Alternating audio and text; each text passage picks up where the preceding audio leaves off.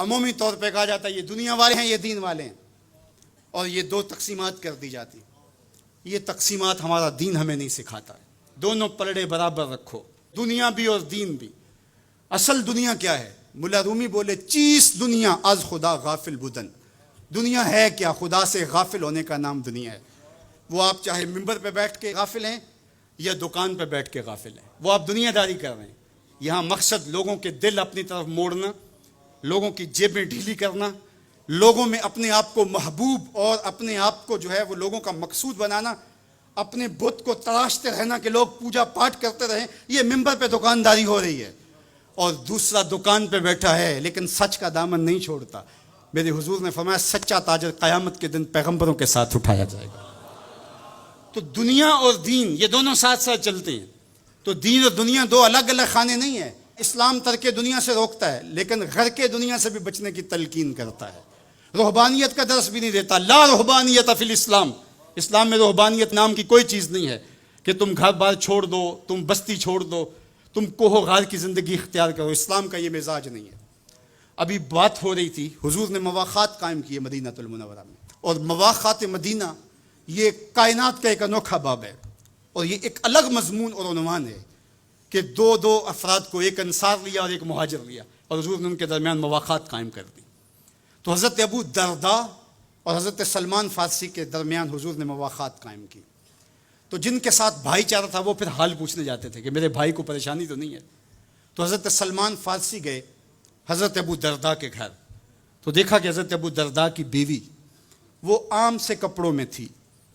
تو انہوں نے کہا کہ میری بہن یہ کیا ماجرا، میلے کچیلے واجبی سے کپڑے. تو کہا کہ تمہارے بھائی کو دنیا کے ساتھ کوئی رغبت نہیں ہے، عورت آراستہ ہو. حضور نے عورت کی خوبیاں بیان کی کہ بہترین عورت وہ ہے جب اس کا شوہر دیکھے اس کو تو اس سے خوش کر دے. وہ اس کا لباس، اس کی حیت اور طرز زندگی ایسا ہو کہ مرد کے لیے مسرت، خوشی اور سرشاری کا ذریعہ ہو، تاکہ اس کی نظر یکسو رہے اور اس کے خیالات پراگندہ نہ ہوں، اس کی سوچوں میں آوارگی نہ آنے پائے. تو کہا کہ تمہارے بھائی کو رغبت ہی نہیں ہے دنیا کے ساتھ، اس لیے مجھے اس کی کوئی ضرورت نہیں ہوتی. خیر حضرت ابو درداء آئے تو کھانا لائے. تو حضرت سلمان فارسی نے کہا کہ آپ بھی کھائیے. کہا میں روزے سے ہوں. کہا کہ میں تو نہیں کھاؤں گا جب تک آپ نہیں کھائیں گے. تو نفلی روزہ مہمان کے لیے توڑا جا سکتا ہے. تو انہوں نے روزہ افطار کر لیا، ساتھ بیٹھ کے کھانا کھایا، رات پڑی، سونے لگے. تو حضرت ابو درداء مصلی بچھا لیا. حضرت سلمان فارسی نے کہا کہ جناب آپ کو میرے ساتھ سونا پڑے گا. اللہ اکبر. یار وہ صوفی حضور کی تربیت کے پالے ہوئے تھے. آج تو پھر فتویٰ متوجہ ہو جاتا نا کہ اس نے مجھے نماز سے روکا ہے، یہ دارا اسلام سے خارج ہے. تو آپ نے کہا ٹھیک ہے، مہمان ہو، مہمان نوازی کا یہ بھی ایک ڈش ہے نا، چلو میں سو جاتا ہوں.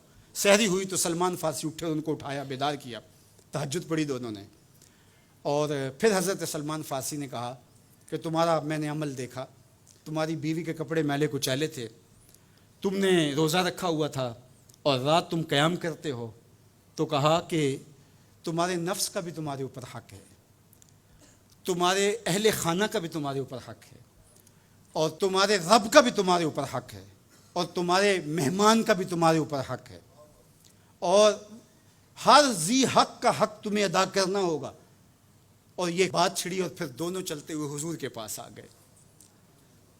خوشا وہ وقت کے فیض عام تھا ان کا، خوشا وہ وقت کے بطحا مقام تھا ان کا.